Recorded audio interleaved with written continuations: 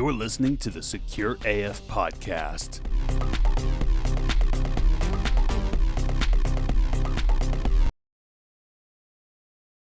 Welcome to another episode of the Secure AF podcast. This is episode 104. Woo. Today we're going to be talking about human-centered AI tools and modern forensics. So basically from crime labs to the cyber war room. So I'm Will, and I'm going to be talking more about like on the criminal side of things in digital forensics, because here at Alias, we do digital forensics. We do a lot of criminal cases, but then on the other side, Andrew's going to talk about forensics on the incident response side as well. So AI is everywhere, but how do we use it responsibly when the stakes include criminal prosecutions, live cyber attacks? So that's what we're going to be talking about today. So, Cool. First off, just kind of like your thoughts on like you use AI tools in like incident response to an extent. Oh, for sure. Yeah. I mean, we have tools. We Yeah. utilize tools like CrowdStrike and ArmorPoint and other things that have AI built into it to an extent. That may not be, the whole show, but CrowdStrike for sure has, automated SIM stuff where it's, hey, we've got these alerts that they're definitely using AI to determine, match patterns with other activity, cross-reference things to be able to tell you whether this alert needs to be looked at immediately or, hey, this is just kind of a low alert, just be aware of. So, yeah, AI is quickly being tied into pretty much everything we utilize. Yeah, and I think it's a good point that you made. It's not everything because, I mean, and that's kind of what we're talking about today is the importance of human control because there's ethical considerations and we need to make sure that we're maintaining accuracy. And as we all very well know, AI isn't always accurate. Yeah. So we're looking at human-centered AI. So what do we mean by human-centered AI? So this is AI tools that supplement, not replace, human expertise. So we're talking about keeping that expert in the loop, keeping the human element in the loop to do that kind of that overview, keeping that oversight, and just kind of making the final decision on things. Yeah, and that's really probably a majority of what people are utilizing today. Core principles, it needs to be human-centered, so we need to focus on transparency, interpretability, reliability, and human oversight. So in other words, if AI is going to help us with analyzing data, whether it's in criminal cases or it's an incident response, it needs to match these standards to be safe, ethical, and trustworthy. So let's talk about like the unique pressures in different forensic environments. So like I stated here at Alias, we do both. So we have a lot of criminal cases that we do a lot of data analysis on. And then of course, in your world in the SOC, you have, whenever there's a breach, you have to forensically go in after the fact and figure out. Whenever there's an incident, let's be cautious about breach there. Okay, whenever there's an incident, I'll let you just take over. So yeah, on your side, when there's an incident, you have to go in and you have to look at the data. You have to figure out what's been touched. Has it been opened? Has it been copied? How did this occur? Yeah, so just to go in depth in that, and sorry to chime in there, but No, good. that kind of gets into like the discrepancies between like the importance of verbiage and like whether an AI would even pick up on something like that. Right? So like the term breach is a very legal term. Like, while you can have an incident that does require an investigation, but it may not be like a breach, if that makes sense. Yeah, And yeah. that ties into why it's important to An have... incident leads to a breach. Correct. Where like this incident may be upgraded to a breach or, again, breach is like a very legal term. Learn that from our CISO, so... But again, things like that are why it's important to have that human oversight into these type of tools that we're utilizing to begin with, just like you were saying. So, when it comes to like investigating an incident, or even if it gets turned into, hey, this was a breach, utilizing AI tools to help us determine to the extent of the incident or breach is super helpful. Like we won't deny that. Even coming from like the forensic side, like if we're doing if we're using FTK imager or something like that to pull an image from a device that we want to take a look at. We want to look at WinAVT logs. We want to capture memory. We want to look at the memory, what all was happening on this device during this time frame. A lot of those tools have AI things built into them already, just like everything else we utilize. So you might be able to pull up this image in this tool, and it might say, hey, here's a bunch of images that we see, and it might automatically categorize those images into different things. That's an AI tool doing that. And so it still takes human discrepancy to review that and say whether, well, yeah, like this is a picture of a mountain range and to put it in scenery, but really it's a picture of someone's garden in their backyard, right? Like that's how those things kind of change. And that's kind of the, again, why you want to have that human oversight still, because it's not perfect yet. Will it ever get there? I don't know. But to jump off that and to go into like other forensics involved in an incident response is like firewall logs, right? That's a huge part of what I do. And when I grab firewall logs for an incident and I'm reviewing and I'm doing an investigation, there's thousands and thousands and thousands and thousands of lines of code, if not more. Yeah. Depending on what time frame we're pulling logs from and what's available. And when you have nothing to go off of, that's tedious. That's so time consuming to, how do I import this into some other tool to help me? Like, that's the number one thing. Like, is anyone really going to pull up a CSV or some Excel sheet and just start scrolling through logs? And maybe I control F and try to find some things that I'm familiar with, but that doesn't necessarily mean like I'm going to find what I'm looking for. You know, I might say I'm looking for R clone specifically, but what if the threat actors didn't utilize rclone in some kind of data exfil? Or what if I think they got in via some kind of VPN connection on their firewall, but that wasn't the true method? And so when you're starting from zero information and your data set is massive, as humans, right, it's really tough. Like it's a very foreboding, like, I've got to do this. Enter AI, right? So you've got a tool you can utilize where you can dump a CSV of logs into, or I know even Fortinet has some options with their FortiAnalyzer where you can dump logs into and help find stuff like that. Well, then that kind of helps you in that search. So it's hugely beneficial, but we still need the human oversight. You do. And I'd like to bring on the point you were talking about earlier with the imagery. So it may categorize and say, okay, there's 750 images of the outdoors and it looks like mountains or whatever. And there's like, 2,000 pictures that looks like family photos. But then there's also going to be a large, and we see this uncategorized grouping where it can't tell what the image is. And one of the dangers, I will say, like on the criminal side especially, is, and this is a reason why this oversight is important, is because you're a parent, I'm a parent. If our kids get hurt, if they get like a bump on the noggin, or if they get like a scratch or a bruise or a cut, what do? We take photos to document it. Yeah. And show to a doctor. Right. Yeah. And the problem with AI tools is they do not understand context. Correct. Yeah. And so if an AI tool is scanning an image database and it finds photos of our children with scratches, bruises, bumps, whatever, it flags it as evidence of child abuse. For sure. Yeah. And so that definitely needs a human to go in and look at the context and be like, no, that's not what that is. Exactly. Yeah. Yeah. And it doesn't, again, that's the human oversight, right? Like the AI isn't going to understand the context. Right. And so, and it's the same across the board, regardless of what AI tool you're using or what kind of data you're having it look at, you're still going to need that human interaction, that human oversight to determine whether that's legitimate or not.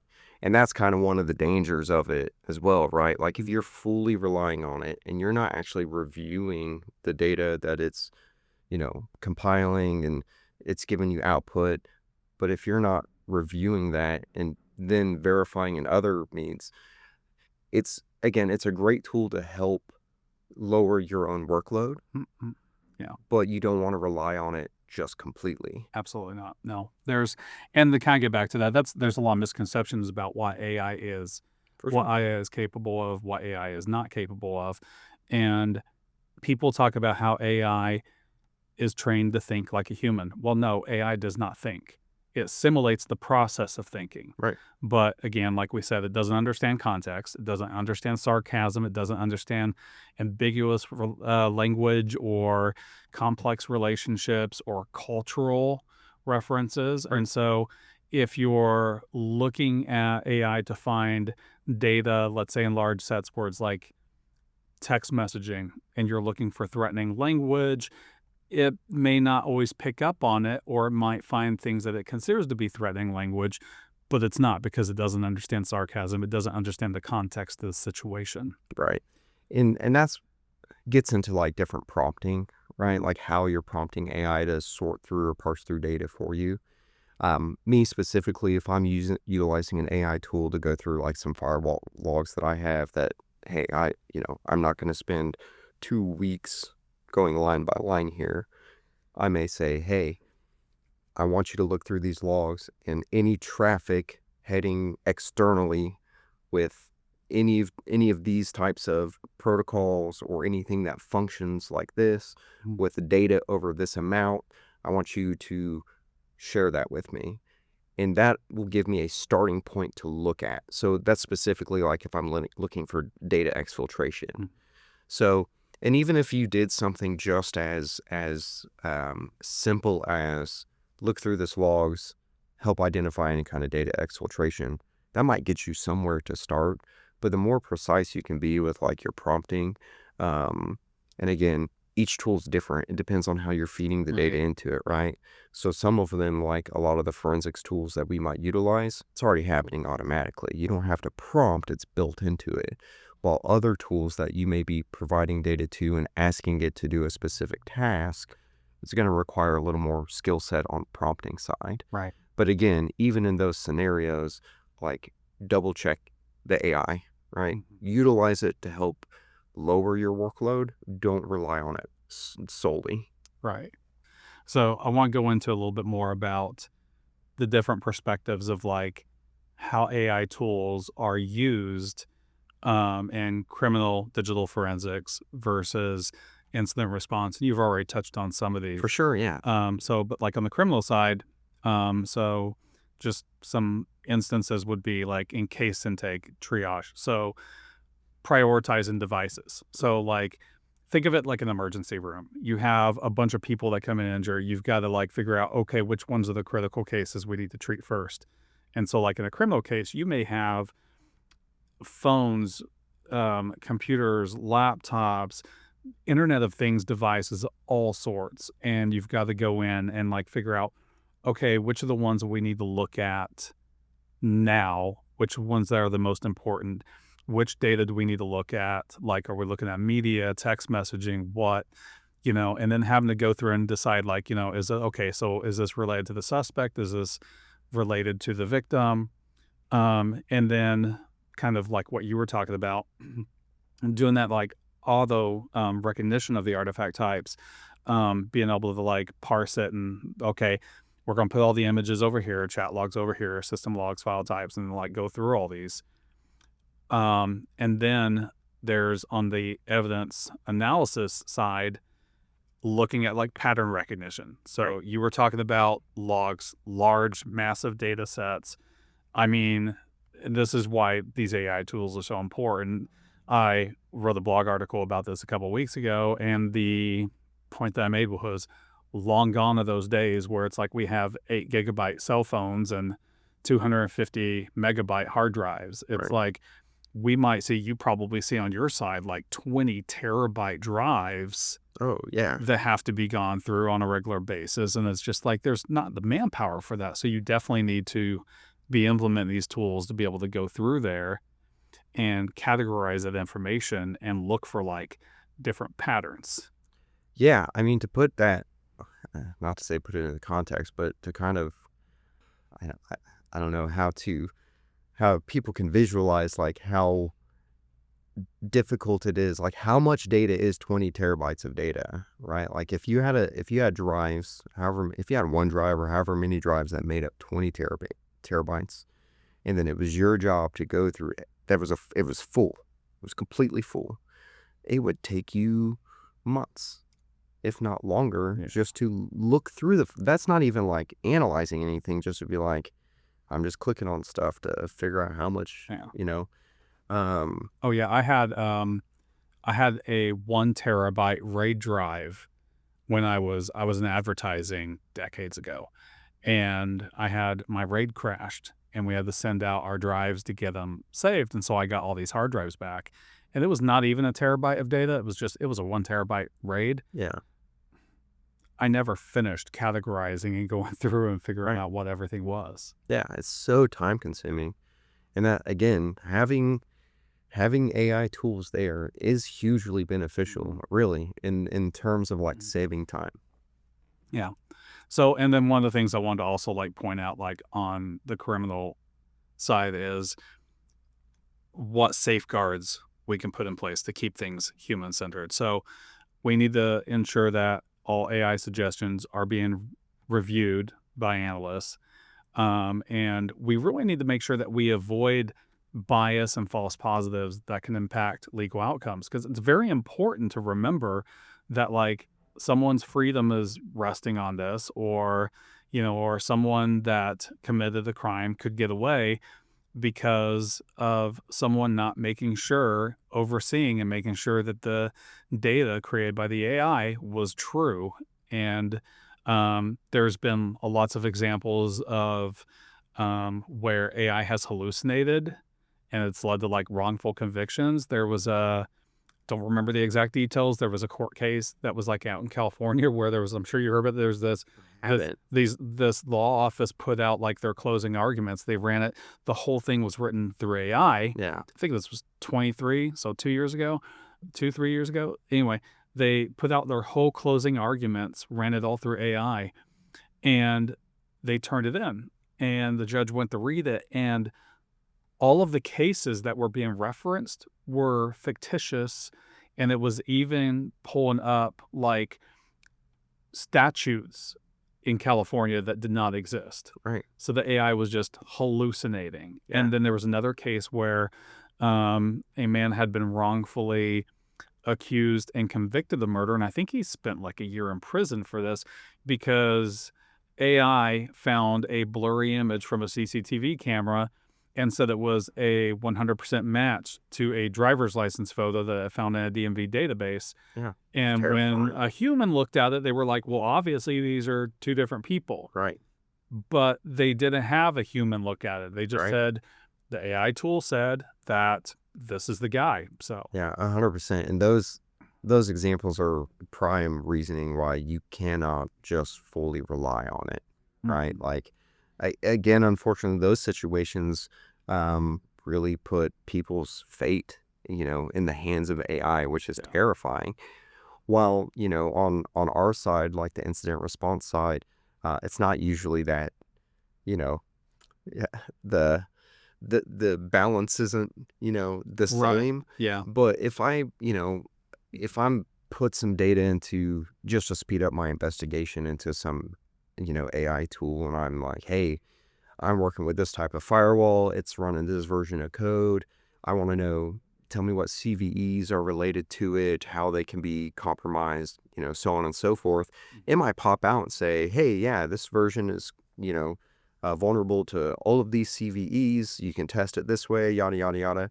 But I'm not going to take that at face value. I'm going to go take those CVEs in that version of code, and just pop it. Is this a CVE? Is it actively compromised, or actively being exploited? Things like that. So even in that situation, like, it's not as severe, the outcome isn't, but you just, again, I know we've harped on this already, but like, you gotta double check the AI's work. Yeah. So you were talking about like the difference between like, so there's lives that are at stake here. There's corporate stuff here. So now we're talking about on the different side of things. So areas where we kind of share a lot of the same things. So I want to talk about how both of these fields, whether it's in incident response, so whether it's in the SOC or whether it's on the digital forensic side working criminal cases, both sides require clear justifications for how we get to the conclusions that we get to, not just black box answers where it's Right. like, you don't want to be sitting in the jury box and they ask, well, how does this AI tool work? And you're like, it's a mystery. It's magic. I don't know. Right. It just happens. Yeah. It's like It's not a reasonable answer. Yeah. it is not a reasonable answer. So, but on both sides of this, there is data sensitivity. So talking about like criminal evidence versus corporate incident data. Yeah. I mean, we're talking about like for us to be PII, any kind of copyrighted material, Right. anything that might be sensitive that a company might have, have that data for, Right.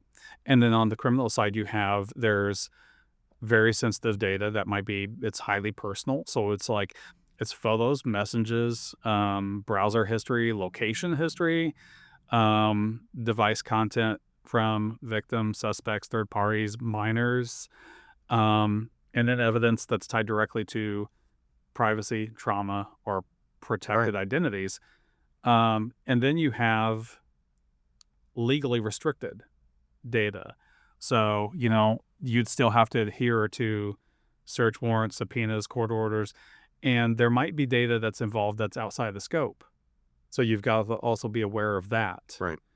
And so there's the third part, which is the part we don't like to talk about, but there's disturbing or there might be harmful content that's on devices that we look at. And that's on the criminal side of things. And so because of this data, we need to make sure that we are following CJIS like standards.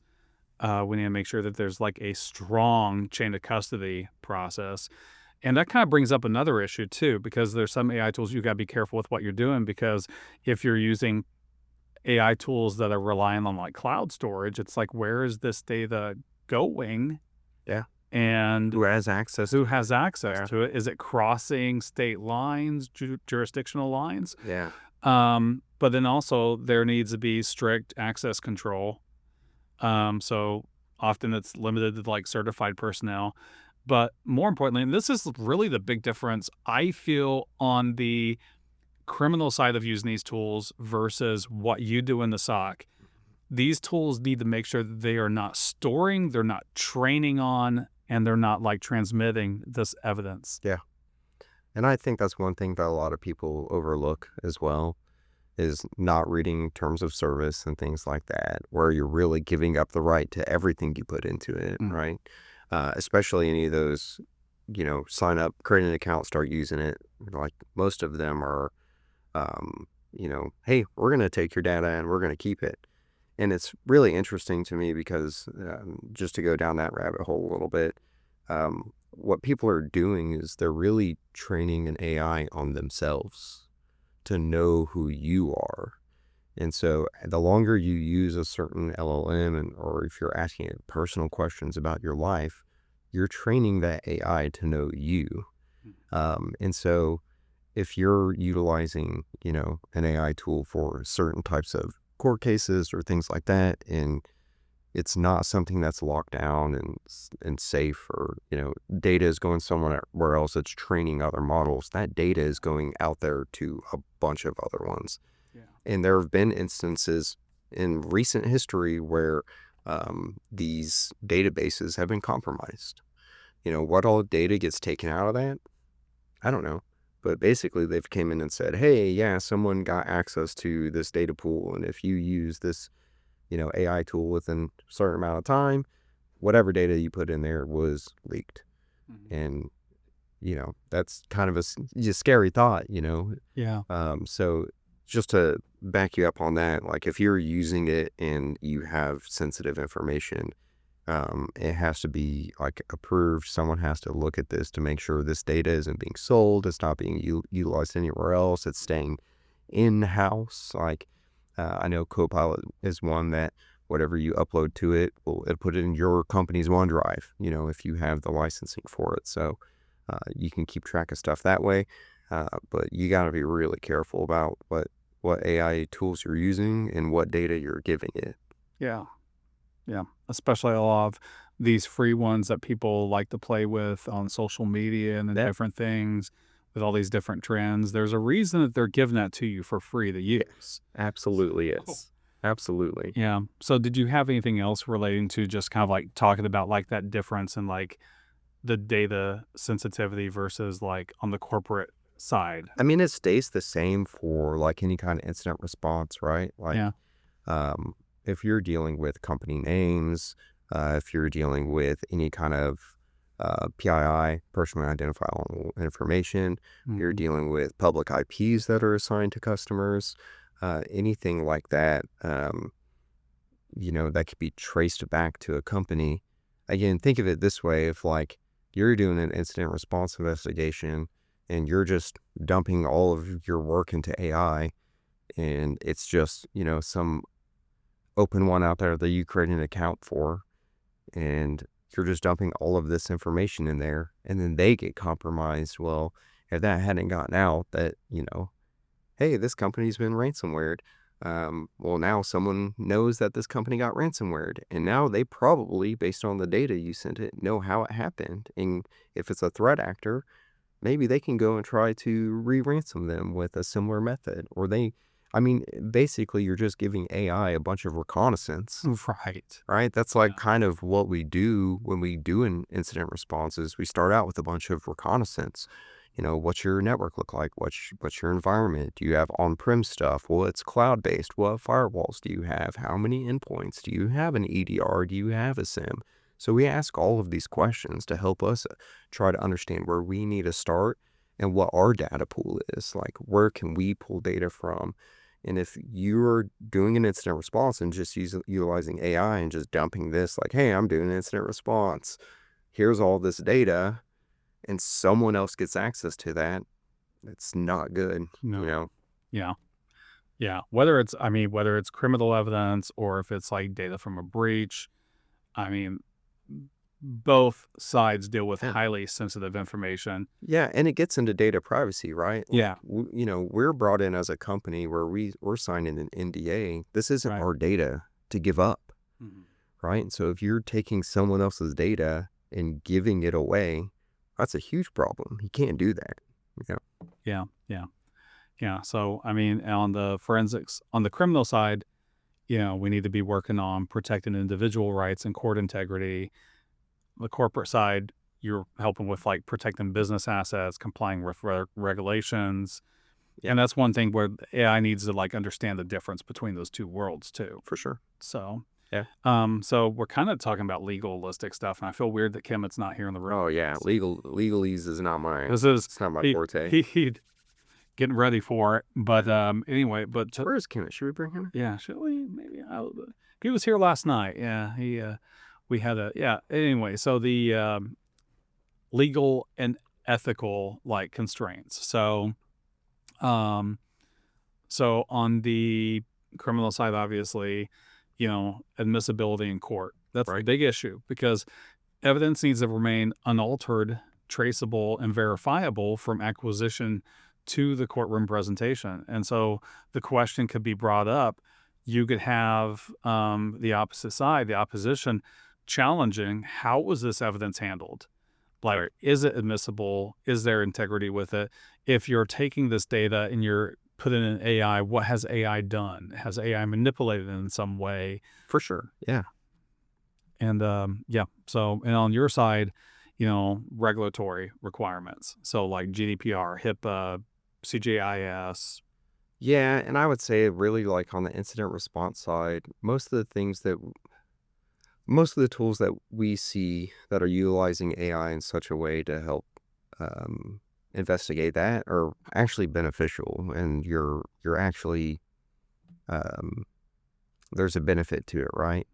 So in instances where like you may actually purchase a license to use this tool, which is great, but we'll see an incident response where, we might identify, hey, a threat actor gained access to this drive, right? What's in that drive? That's something that we need to know, something that they need to know. So for reporting and compliance purposes. And let's get back to the size of drives, right? Like if we're like looking at 5, 6, 7, it's a network share. It's 10 terabytes. Everyone puts everything in there. It then becomes, well, someone has to identify what's in there. And there's different tools you can bring in. You can spin it up and say, analyze this drive. We need you to find HIPAA for us, for example. And those tools are pretty good at going like, yeah, there's HIPAA information on here.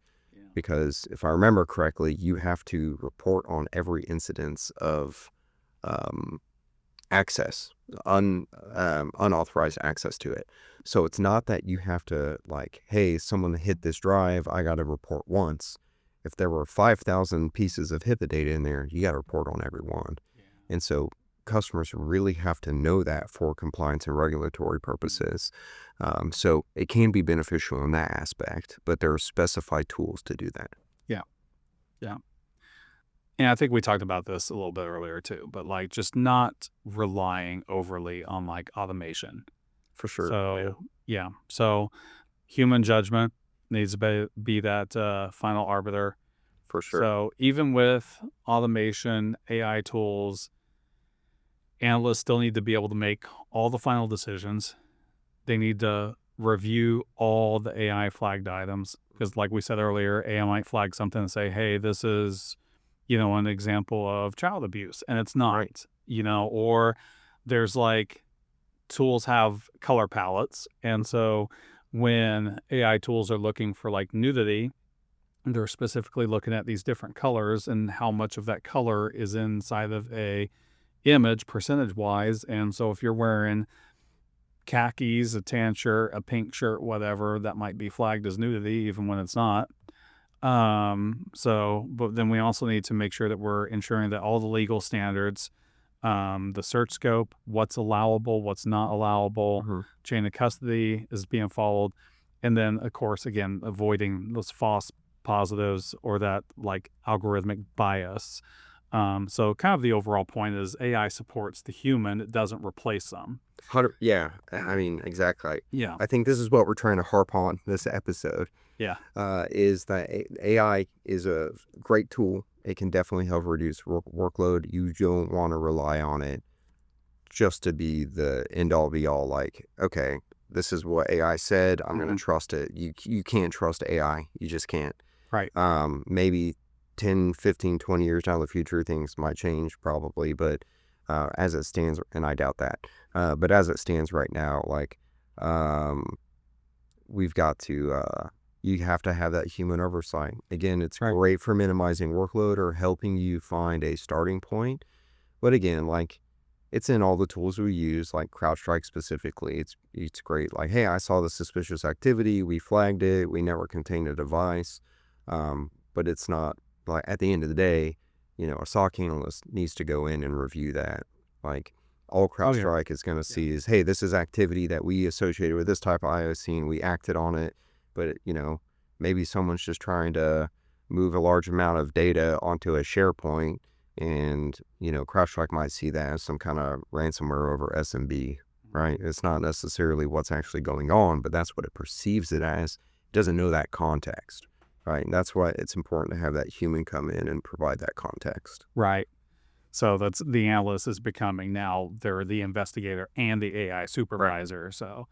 So last segment, last thing I want to kind of touch on before we start wrapping up is I want to talk to you about what your thoughts are on the future of human-centered AI in forensics. Okay. So I want to talk about where AI is heading versus where it's most used today. And so I'm looking at like predictive research versus like reactive investigations. Okay. So we could talk about like predictive techniques might help in flagging suspicious communication structures, identifying repeated like fraud schemes, research in like offender behavior patterns, but in legally permissible ways. Right. So on your side with like looking at like attack paths, identifying points of compromise, modeling what ransomware groups are experimenting with. Hmm. What are your thoughts? Like, where do you see the I mean, future? honestly, we're already seeing a lot of predictive analysis with AI tools that are in play right now. Yeah. How that kind of shapes up or changes that's really tough to say, and mainly because just cybersecurity in general changes so quickly. Like the AI, as far as I understand it right now, and I might be wrong at this. I'm not like a AI know-it-all guy, but I don't human, trust anyone who says they are. yeah, that's fair. That's fair. For the AI to know things, it's just pulling from a database, right? So, Right. Yeah. so humans still have to feed it this data, and even if you Mhm. have some, scraper out there on the internet that's pulling information about these ransomware groups and known IOCs for them, that stuff's kind of already happening. Where you have a tool that, hey, there once a IOC gets updated for some group, it goes into some pool or bucket that this tool is already referencing, Mhm. and how that kind of changes, like that gets into like predictive modeling, right? So like, could the AI at some point start predicting um, a new group coming up, or what companies or like business types are going to be targeted more? Right. I don't know if it could get that, you know, granular, but it may be able to get to a point where, if it's this data feed is constant and it's all automated, and they're saying, hey, this ransomware group has been targeting this type of industry via this attack method, you know, if you're a company that is utilizing a service that's providing this information, maybe it starts sending out emails about like, hey, be aware, we're doing these kind of updates. I mean, a lot of that stuff already happens in the Mhm. background, like, because a lot of people just get alert fatigue, and it's like, Right. again, the landscape changes every day in cybersecurity. Um, so whether it could really determine like what ransomware groups might be doing next, I again, it's AI, like, it can't read minds, right? Like, Right. can it see in the future? No. It can make predictions, but so can we. Right. Actually, and to that point, here's a thought, a kind of looking at it from a different direction. So as AI starts learning how to identify different exploits and different patterns, we see threat actors who are also looking at the AI learning that these are patterns that it's recognizing. And so now they're going to be looking for like different ways to get around that. Absolutely. Again, it's a cat and mouse game. It really is. Yeah. I definitely think that the AI tools that are being utilized in the security side, like the blue team side, are hugely beneficial. But again, that's another speed bump for threat actors. That's just another, we just got to get over this. And, threat actors have been utilizing AI to their advantage too. So, it's not like they're like all AI is innocent. No. It can be utilized by threat actors and for nefarious purposes just as much as the good stuff that we use for the defensive side of it. Yeah. So, um, yeah. So just kind of the end result of this conversation again is like, I mean, I know there's a lot of people that are fearful of AI. There's a lot of, oh, AI is going to take our jobs and Yeah. whatever. I mean, it's not the end all be all, like you stated No, it's earlier. not. But at the same time, too, we really need to embrace these tools. But then just remember that's what they are. They're tools. Tools. It's Yeah. not a solution. It's just another tool. It's just another piece of software that we can use. But at the end of the day, we need to make sure that we are the final reviewer, arbiter of No, that our final information. say. Yeah. And yeah, yeah, yeah. Yeah. And so that responsibility kind of sits with us. Yep.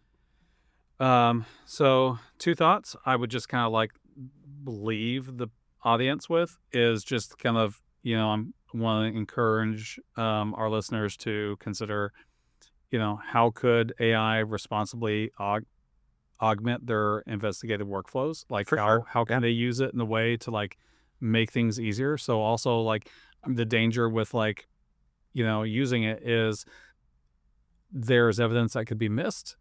But then also, if you're trying to do it yourself, there's evidence that could be missed. Yeah, the big danger is like trusting it and being fully reliant on it. Those are two big problems. Yeah, and just kind of keep that in mind, and just what safeguards should you keep in place for when you're using these. So anyway, Andrew, thank you so much for joining me on this. Happy to join you. Thanks for having me. I like pretending I'm an AI expert. Oh yeah, I don't know anything about it. Yeah, I hope whoever got to the end of this episode. Yeah, I'm not the AI guy. Okay? We applaud you.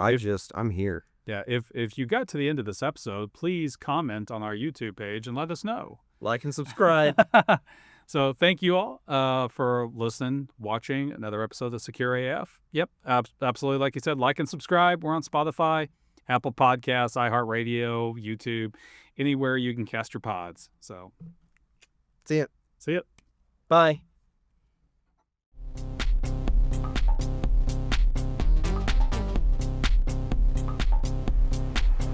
Secure AF Podcast is a production of Alias Cybersecurity. Visit us online at aliascybersecurity.com. All rights reserved.